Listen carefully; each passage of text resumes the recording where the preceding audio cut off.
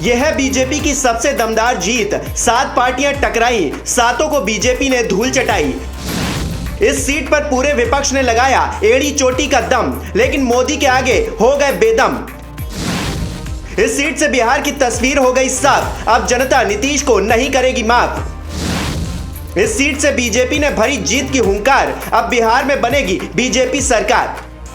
कहते हैं पूत के पांव पालने में ही दिखाई दे जाते हैं, ठीक उसी तरह से इस सीट का भी हाल था। उपचुनाव से पहले कहा जा रहा था कि इस सीट का रिजल्ट बिहार की आने वाली राजनीति की दिशा और दशा तय करने वाला है। राजनीतिक हलकों में यह खबर थी कि जो इस सीट को अपने नाम करेगा, बिहार में उसकी सरकार बनने की उम्मीद ज्यादा है। इस सीट की ताकत का अंदाजा आपको इस बात से ही हो जाएगा कि यहां बीजेपी के सामने एक दो नहीं पूरी 7 पार्टियां मैदान में थी। 7 पार्टियां मिलकर इस सीट पर बीजेपी को हराने के लिए दम लगा रही थी, अपनी ताकत दिखा रही थी।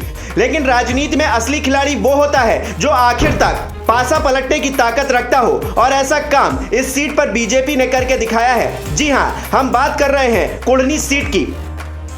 बिहार के मुजफ्फरपुर की कुढ़नी सीट के परिणाम ने बिहार की राजनीति के भविष्य को सामने लाकर खड़ा कर दिया है। दरअसल कुढ़नी उपचुनाव के कांटे के मुकाबले में बीजेपी के केदार प्रसाद गुप्ता को बम्पर जीत मिली है।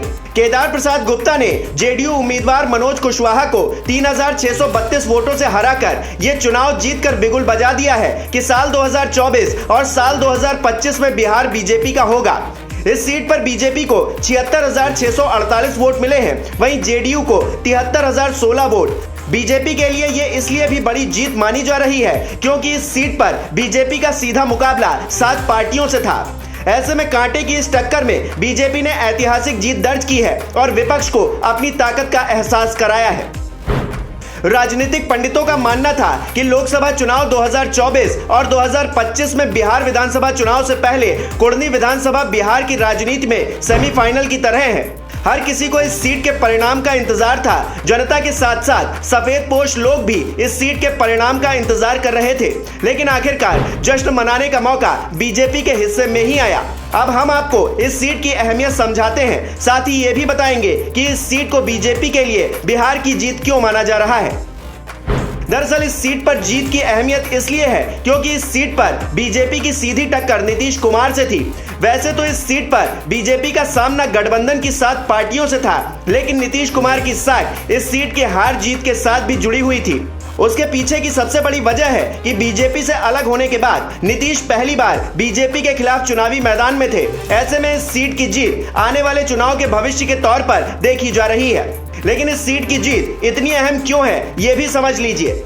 दरअसल साल 2024 में लोकसभा चुनाव होने वाले हैं। बिहार देश का 5वां सबसे बड़ा राज्य है। बिहार में 40 लोकसभा की सीटें हैं। ऐसे में इस सीट पर बीजेपी की सीधी टक्कर बिहार की 7 बड़ी पार्टियों से थी, इसलिए इस सीट के चुनाव को बिहार के लोकसभा चुनाव का सेमीफाइनल माना जा रहा था। इस सीट की जीत के बाद ये कहा जा सकता है कि बिहार की जनता ने नीतीश कुमार को नकार कर बीजेपी के ऊपर भरोसा जताकर ये साबित कर दिया है कि साल 2024 में यहाँ पूरी ताकत के साथ कमल खिलेगा। उसके बाद ही साल 2025 में बिहार में विधानसभा चुनाव होने वाले हैं। बिहार विधानसभा चुनाव के मद्देनजर भी इस सीट की जीत बीजेपी के लिए काफी मायने रखती है। बिहार में इस जीत के बाद भाजपा के अंदर जश्न का माहौल है। पार्टी कार्यालय में जश्न मनाया जा रहा है। कुढ़नी उपचुनाव से पहले जिस सेमीफाइनल की बात कही जा रही थी, बीजेपी ने वो जीत लिया है। अब बात फाइनल की है।